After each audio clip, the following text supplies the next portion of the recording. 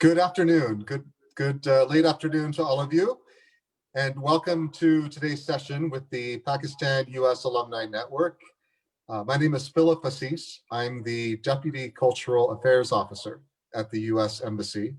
I'm a relatively new arrival, so in fact, I've only been here since COVID-19 has been an issue, and we're very pleased that we've been able to continue our engagement with you and with the community through virtual programming such as this.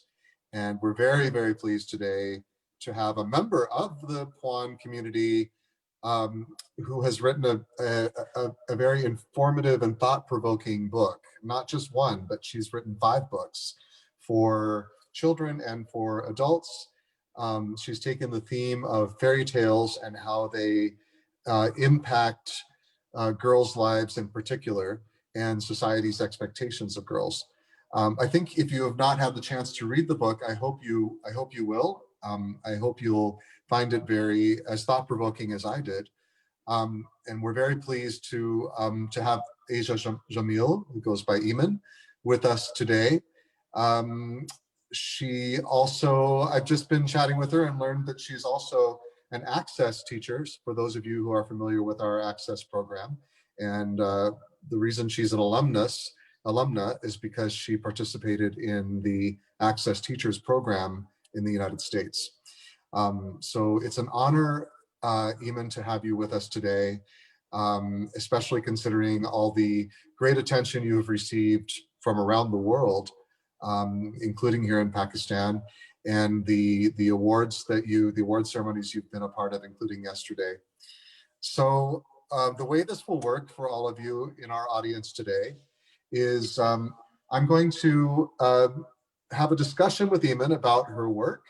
I'm going to ask a series of questions, and then we'll have some time for you yourself to ask questions in the chat box, and we will be able to learn from each other as well in that way. Okay, with that, Eiman, welcome. So in reading your book, it was very it was a hard book to read in terms of the character and what happened to her. Can you tell us, was this character Pagonda, was she inspired by real life situations, and if so, what impact did the tragic end of the character, if there was someone like that in real life, what kind of impact did that have on their families and on society? Thank you very much. First of all, thank you very much for having me. It's a pleasure to talk to my PUAN family members. Thank you, Phil, for your invitation. And now about my book. So, A Prince Who Destroyed My Life, is the title of the book. And since being the first female author who has explicitly talked about gender issues in English language from KP, I've been receiving a lot of appreciation from people around the world. And Pagonda is one of the characters in my book. She's a female character who is a child bride. So whatever challenges child bride can face, all these challenges are brought onto the surface. So she's one of the girls whom we found everywhere. Pagonda is not just found in Pakistan. Pagonda is everywhere in the world. So because we see this child marriage issue as a global issue. And since in my book, I've been presenting the statistics and, I've been giving references from the other countries as well, how child marriages are happening in the world and how it is actually impacting the mental, psychological, physical, and emotional health of a young girl who does not know anything about marriage, but who gets married. And then she has the responsibility of the family, a huge responsibility. And we see in countries like ours, Asian countries, that mostly responsibilities are given to females. And, she is wholly and solely responsible for running, for managing the home, for pleasing everybody in the in-laws. And these things are actually affecting her mental health because as a human, the young age, the tender age, which is the age of playing with toys, which is age of going to school for education, when that time is being given to getting married, and then to the huge responsibility of taking care of your in-laws and your husband, and then becoming a mother, and then taking care of your children. So these are real life stories of every girl who gets married at a young age. And then in the story, Pagunda, at the end, she meets a tragic end because she gives up. So it is being inspired by a real life story. I've seen many girls who have been attempting suicide after having the early childhood marriage, because they were not able to manage everything and to come up to the expectation of the in-laws or the families or the neighborhood, and a female has to take care of everybody. So these were the issues that made Pagonda give up. And when you give up, you can choose any way to end your life, maybe, or maybe to do something worse. So that is what happened to Bawanda. However, in my book, I must say that I haven't talked about physical violence. What I have talked about, that is benevolent sexism. So how in a tender and a soft way, females are actually kind of made dependent upon man. That is being shown in my book. So there is intellectual violence and there is emotional violence on Bagunda, and there is also psychological violence, which Bagunda could not take and she gives up. So this is, I just as I shared, Bagunda, there are many Bagundas everywhere. We have to find out those Bagundas and help them, save them from getting married at a very tender age.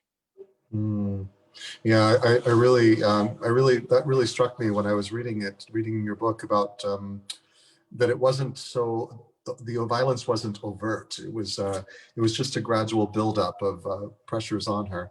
And you do a very nice job of weaving together different aspects of discrimination in society. So you have the issue of child brides, of course, as you just mentioned, but also gender identity. Skin tone is a big issue, and the perceptions or societal perceptions of beauty, and then also you talk about the opportunities and independence for girls and for women, based on all of these things. Do you see, is there something that ties all these elements together? Is it the economy? If the economy were stronger, would any of these things be better off? Or is there something, do you see anything that a common thread of all these different issues of discrimination? Yes, that's a very good question. So, we see that when I've talked about gender discrimination and the skin tone and all those, the myths which are anti-feminist myths and rituals and the customs that are, marriages, all those things I've talked in my book about. So all these things are linked up. Definitely, there is a definite linkage with economy.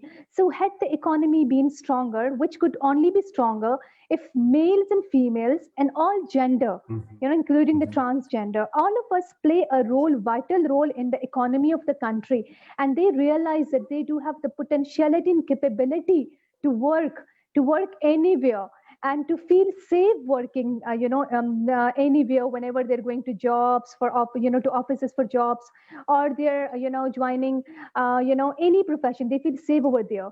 So the safe environment is being created by man and us as well, everybody together. So definitely most of these issues will be solved.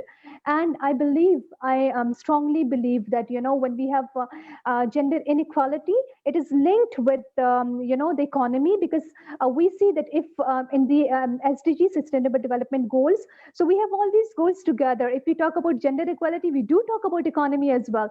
And it is like, it has to go side by side.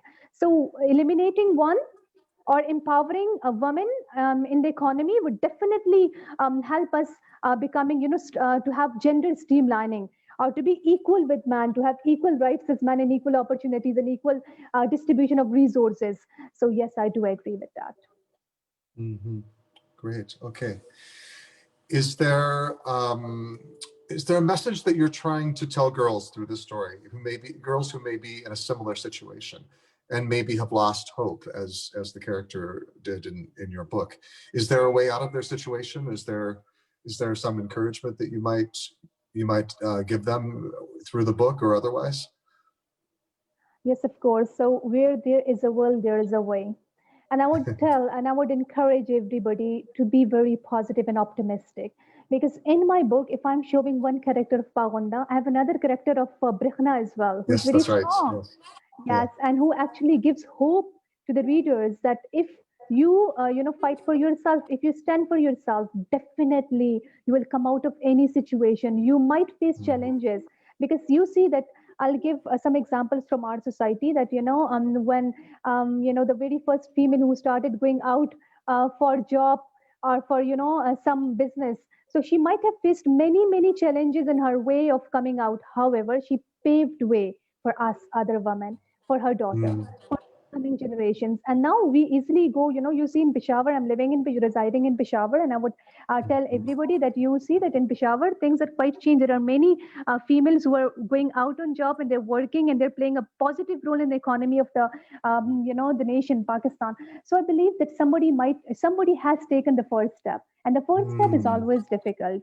But then mm, when we take the first step, the way is paved for others mm, to see mm, mm, and to mhm. go ahead. So I think we all need to do this, and I would give the message of hope: never give up, try to fight, because those who give up, they're forgotten, and those who fight and those who keep struggling, everybody remembers them. And we need to be remembered because you all are beautiful women and you're marvelous. So you need to be remembered by everyone in a positive way. Absolutely. Thank you. Absolutely. Even you kind of touched on my next question already when you talked about how people before you have paved the way. So you yourself, of course, are a role model, and in your book, you're giving a message to society to move away from its prejudices and oppression.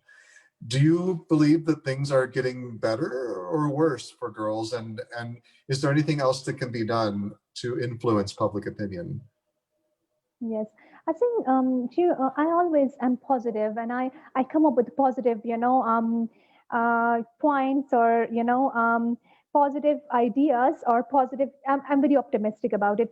So I believe things are getting in a very positive way, because just as I gave you example of us girls working in Peshawar, and we're being very comfortable and respect is given to us earlier or few years ago, the things were not like that. Also, there are girls who are joining the singing profession, and there are girls who are joining anything they want to do in their life, in the Mhm. frame of the culture, following the cultural frame. So definitely things are getting moving towards betterment, and things are very positive. And just as one more thing I would like to share about us, our my past or my few days ago experience, 2 days ago, I was just looking at Facebook, and there is one trend going on of avatar. So everybody's coming up with an avatar, and I can see that now girls are creating avatars who are dark in color. And I'm so happy with that, that this Yeah. is the acceptance basically. And they're coming up with avatars with not just a hourglass figure, but some girls are, some avatars, the girls are, having not Uh, perfect shape, body shape, and we are accepting it. This shows the acceptance. So the small and yeah. minor things actually, they bring big changes in Yeah. the thoughts and in the perspective of the youth. And definitely we need to work hard, of course, because if we stop working and if we stop struggling, so things would be still. So we need to keep Yeah. moving the things. For that, just like the fairy tale concept I came up with back in 2018. Yeah. So these things we need to teach our children all this stuff.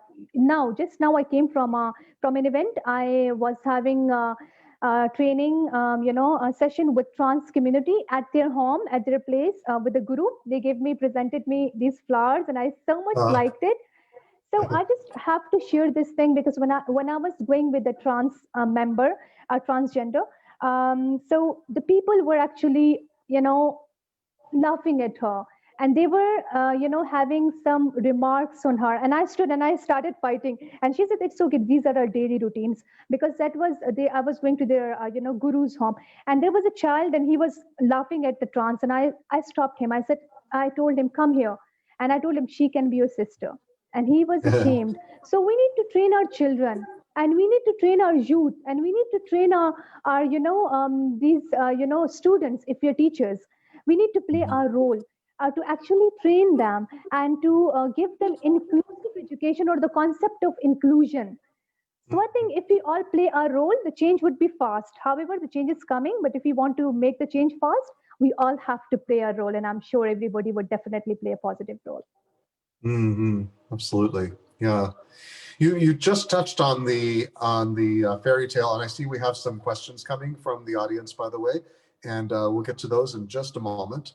You just touched on the fairy tale concept, and of course the Prince, A Prince Who Destroyed My Life is very much a fairy tale turned on its head, and you know that comes out very loud and clear in the book. But you have also rewritten a couple of traditional fairy tales. So you have Chestnut and the Seven Dwarfs, about a darker skinned girl who becomes a hero in the story, and rewritten Cinderella as well. And these show a positive role model for children. Could you tell us how your revised fairy tales are being received by children, maybe by parents too? Do you see any positive role in traditional fairy tales? And do you have any plans to rewrite more fairy tales for children?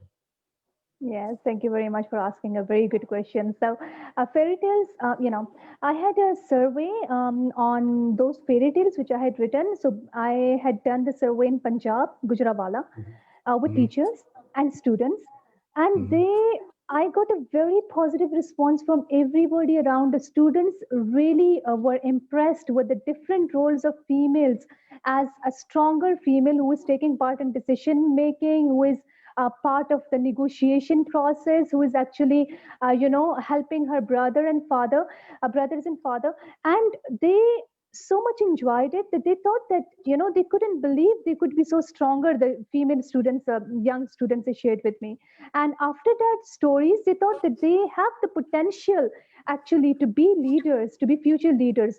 Also in access program, so if my access students are watching, I have done the same activity over there in Dara Adam Khail, and they were so happy, and I have given their comments with me, because they believe that after reading such stories, they've started believing in themselves, and they believe that now they can accomplish their goals in life. So I think there is a stronger need, a dire need for writing or restructuring or rephrasing the fairy tales, and ads we show on television, and the TV dramas we show to our youth and children, the cartoons as well. And I would definitely like to share about my children that, although I'm a working lady, I cannot manage giving much time to my children. However, I give them books, my books. So I do not get them any book from market. First, I have to read the book myself. What is in the book? How gender roles are represented in the book? And after reading that, if I do not find any good book, I write it by myself and I give it to them. So my children are so changed, and they always ask me questions when I take them for sports, and they ask me, "Mama, why there are few girls in the sports? Why not more girls and equal girls to the boys, to the number of boys?" And I always tell them, when you become, in the position, so you would have to give more opportunities to girls. So they ask me, although they're young, 9 years and 10 years of age, but they ask me those questions, that they want to see girls being empowered. And there are boys who make fun of them, that you're crying like girl. And my son says, "So what?" My son's response is, "So what? Girls are also stronger. See, look at my mom. She's stronger, and I love to be called a girl." So these things have to be changed among our children. If we are educated parents, I think we need to work hard on changing the perspective of our children and our students as well, towards Yeah. females and transgender and the differently abled individuals, so that they could accept them, and they actually not just accept them but work with them and actually help them to walk side by side with them. So yes, Yeah. we need to work hard. Yeah, that's great. Yeah. One last question before we turn to our questions that have been coming in from the audience. Yesterday, you participated in the Women Building Peace Award ceremony. So first of all, congratulations. I know you've also received other awards and recognition for your work. So congratulations. Can you tell us how this attention has helped encourage your own writing? And also, has it enabled your message to be validated by girls and by wider society? Thank you very much. Yes, so I was being nominated for Women Building Peace Award on account of my work, which I've been doing with girls and youth, and specifically in the merged districts. And Mhm. I've been working on peace for a longer time. I'm a member of UNOI, and I'm also a member of many international, networks which are working on peace and gender equality. So Mhm. I couldn't receive the award. However, the female who received the award, she has done remarkable work, and I'm so proud of her. So the win is my win. If any female wins, that is my win because females are getting recognition. And I'm so Right. thankful to USIP for recognizing the remarkable work which females are doing around the globe. So these awards are so important for us female because you see that being marginalized population as transgender or females, or you see the differently abled individuals I'm working with these days. So they do not get recognition for their work as much as a man can in a patriarchal Mhm. society. So such Mhm. recognitions are very important for us, and of course, it horizon the scope of working with more people around the globe because I have got a lot of recognition Mhm. from around the world. Everybody's talking about me and texting me, and even there are some networks who actually have offered to work with me because of the US IP nomination. So I'm so glad and I'm so happy. Happy for you too. Thank you. Thank you. Before we turn to our audience questions, can I ask you where we can purchase the book? Yes, that's an interesting question. So you can purchase the book on Amazon. It is available on Mhm. Amazon, or you can either buy the purchase the hard copy, which would cost you $28, or if you want to read it Okay, in soft, so that would cost you $3, and you can read it on your cell phone or on your laptop. great. Okay, okay. Got some interesting questions coming your way from our audience members. The first one is, how can we stop child marriages in Pakistan? Yes. So since you see that very first thing is the identification of a problem. So once the problem is identified, so after that we start sorting out, or we start looking for ways to sort that problem out. Just as the child marriage earlier, it wasn't identified. Now in Pakistan, I'm so happy. It's a positive thing that people have started talking about it. You see, the civil society has started talking about it. The politicians have started talking about it. There are policy makers who are involved in passing the bill of against the child marriages.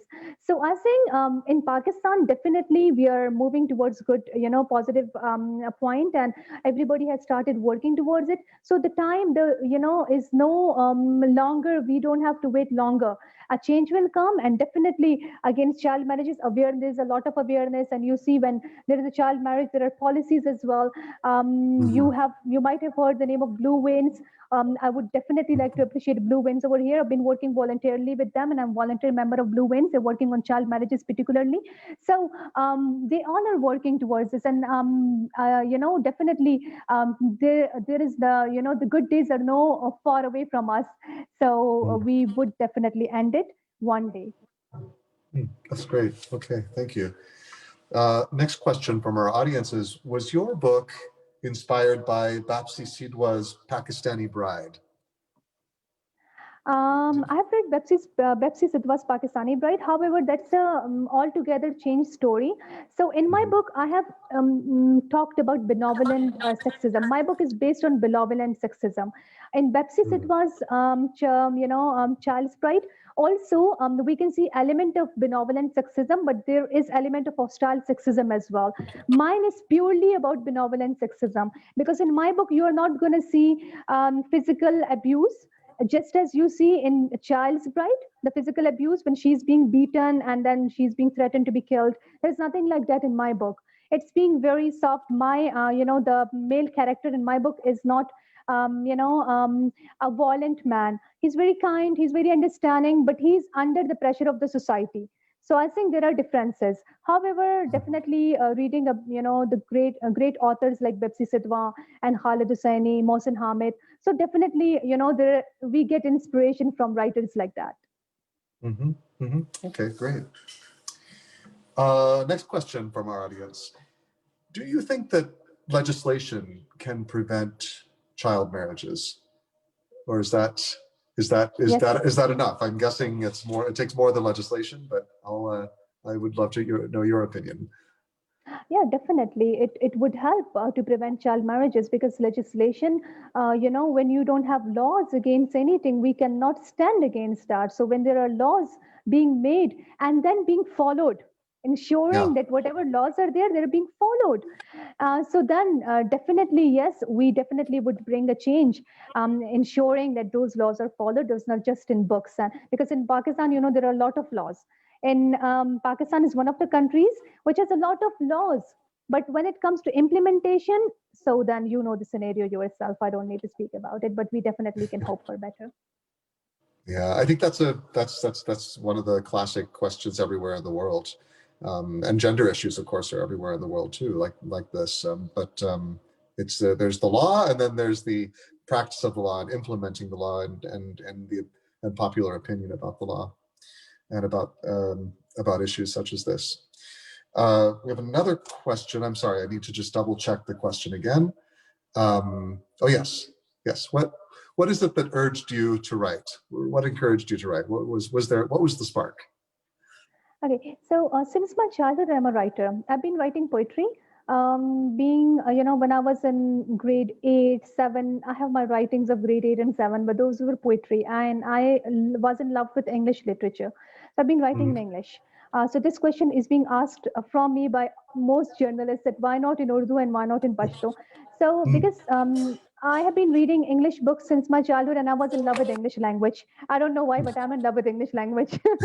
So my writings are mostly in English language. However, for what inspired me, because I've been seeing girls, I've been working with girls, and I'm still working with girls, and I'm working with trans community, I'm working with girls, and I'm working with differently abled individuals. And my next book is going to be about blind, people, because I'm blind girls. So I'm going to talk about blind girls and women in prison. So these, because working with them, close relation with them, you see their problems.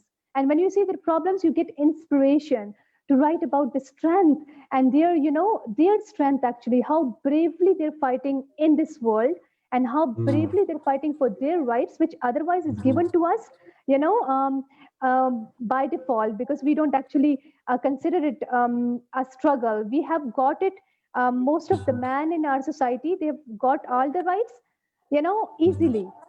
So they did not have challenges to face. But these people who are the marginalized population, they're facing a lot of challenges. And it inspires me to write about them when I work with them. And I know I see how brave they are.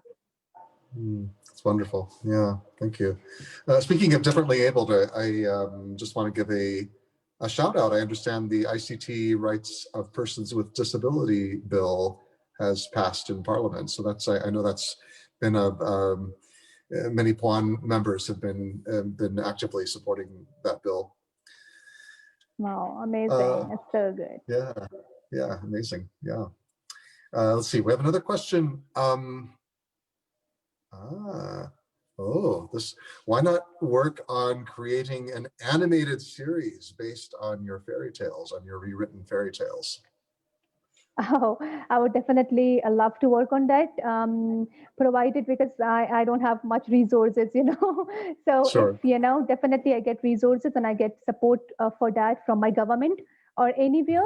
So definitely I would love to work on that. Why not? Yeah, okay, great. Um, okay, so what is your advice for young girls regarding female empowerment? And also, can you talk about the importance of financial independence for girls and for women? Yeah. So my advice would be to keep struggling. Life is just for once. So don't waste it and pleasing everybody. Don't be people's pleaser. Be pleased with yourself.